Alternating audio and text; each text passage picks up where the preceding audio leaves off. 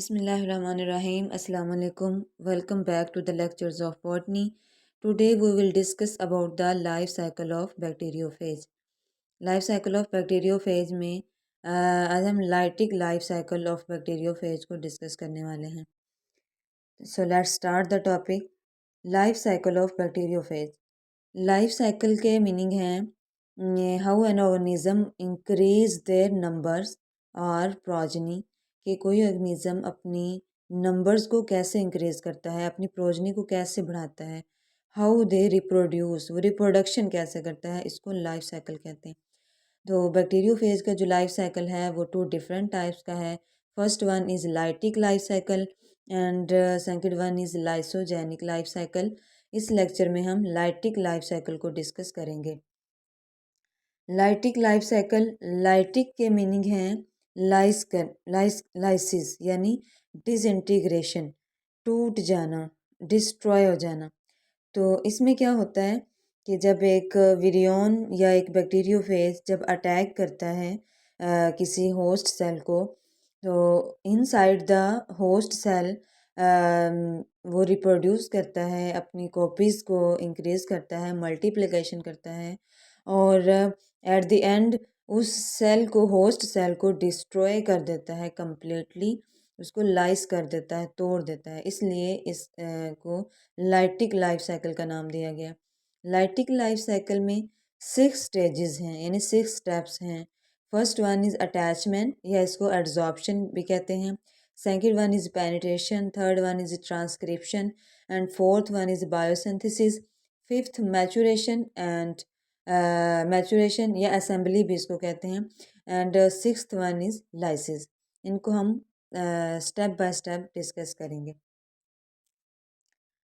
Lytic life cycle में जो first step है एड्जॉर्प्शन, इसमें क्या होता है, एक विरियन पार्टिकल या एक बैक्टीरियोफेज जब होस्ट सेल को अटैक करता है, तो बैक्टीरियल सेल पे होस्ट सेल के ऊपर स्पेसिफिक रिसेप्टर साइट्स मौजूद होती हैं ऑलरेडी. उनको रिकॉग्नाइज करता है, इनको रिकॉग्नाइज करने में हेल्प करते हैं जो टेल फाइबर्स के टिप पे बाइंडिंग प्रोटीन्स मौजूद होती हैं, जो इन रिसेप्टर साइट्स को रिकॉग्नाइज करने में हेल्प करती हैं. अब जब वो रिकॉग्नाइज कर लेता है कहाँ पे रिसेप्टर साइट्स मौजूद हैं, वहाँ पे जाके वो विरियन पार्टिकल जो है वो अटैच हो जाता है. इस अटैचमेंट को एड्जॉर्प्शन कहते हैं, यानी चिपक जाना. वो होस्ट सेल पे जाके चिपक जाता है. ये इसका फर्स्ट स्टेप है. सेकंड स्टेप है पेनिट्रेशन. पेनिट्रेशन में क्या होता है, पेनिट्रेशन के मीनिंग है किसी चीज़ के अंदर धंस जाना, यानी इंजेक्ट हो जाना. तो इसमें क्या होता है, जो टेल फाइबर्स होते हैं वो बेंड होते हैं, नीचे की तरफ बेंड होते हैं to anchor the tail pins. जो बेस प्लेट पे टेल पिन्स मौजूद होती हैं ना, उनको एंकर करते हैं उसके अंदर सेल सरफेस में. जब सेल सरफेस में उसको एंटर करते हैं, उसमें कुछ एंजाइम्स मौजूद होते हैं जिनको लाइसोजाइम्स कहते हैं. वो लाइसोजाइम्स क्या करते हैं, बैक्टीरियल सेल वाल को, होस्ट सेल वाल को डिग्रेड कर देते हैं, तोड़ देते हैं, वहाँ एक होल सा पड़ जाता है. अब जो टेल शीथ होती है वो कॉन्ट्रैक्ट होती है और होलो स्पाइक को एंटर कर देती है बैक्टीरियल सेल में, और फिर न्यूक्लिक एसिड जो है वो इंजेक्ट हो जाता है होस्ट सेल में. इस प्रोसेस को बोलते हैं पेनिट्रेशन. पेनिट्रेशन के बाद जो स्टेप है वो है बायोसिंथेसिस.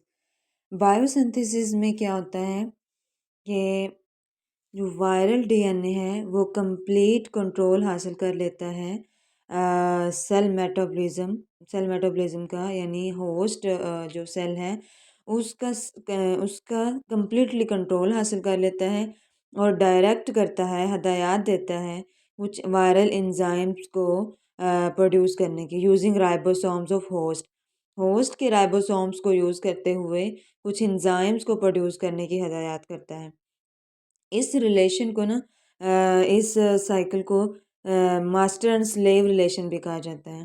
यानी एक मास्टर की तरह वो होस्ट सेल को एनस्लेव करके उसको डायरेक्ट करता है अपनी मर्ज़ी की जो कंपोनेंट्स हैं उनको मैन्युफैक्चर करने के लिए। अब वो कुछ वायरल एंजाइम्स को प्रोड्यूस करने की हिदायत करता है। उसमें न्यूक्लियेसिस एंजाइम भी मौजूद हैं जो कि ब्रेक डाउन करते हैं डीएनए को, होस्ट डीएनए को ब्रेक डाउन कर देते हैं न्यूक्लियेसिस एंजाइम्स। अब वायरल मैसेंजर आरएनए जो है वो भी बनता है जो कि डायरेक्ट करता है, हिदायत देता है वायरल प्रोटीन्स की सिंथेसिस को।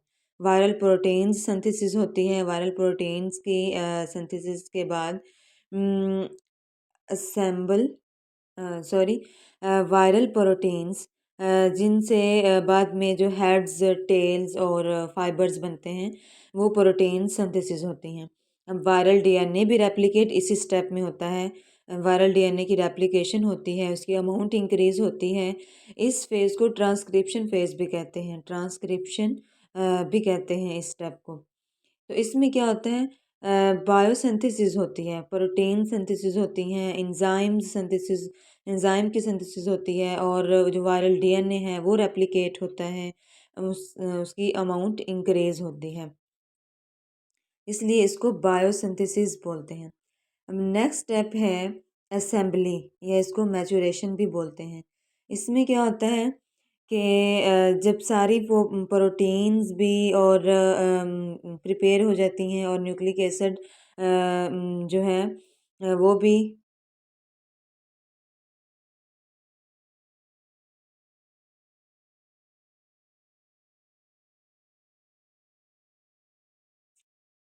भी अपनी अमाउंट इंक्रीज़ कर लेता है।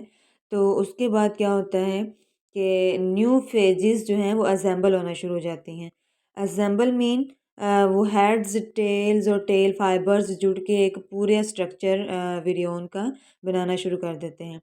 अबाउट 25 मिनट्स में यानी इनिशियल इन्फेक्शन के बाद 25 मिनट्स में अबाउट 200 न्यू कॉपीज़ जो हैं बैक्टीरियोफेजेस की वो असेंबल्ड हो जाती हैं।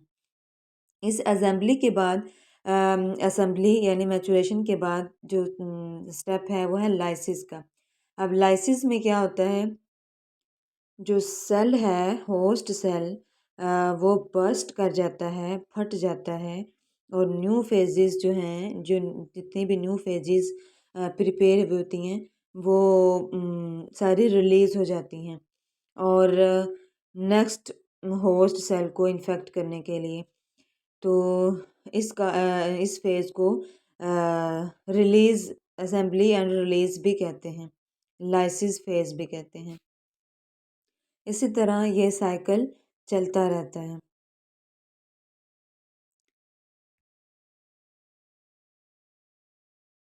ये हर स्टेप के आगे इनकी थोड़ी डिटेल लिखी हुई है जहाँ से आप नोट्स प्रिपेयर कर सकते हैं। Next we will discuss lysogenic life cycle in next video इंशाल्लाह। Thanks for watching. Next video तक के लिए अल्लाह हाफिज़।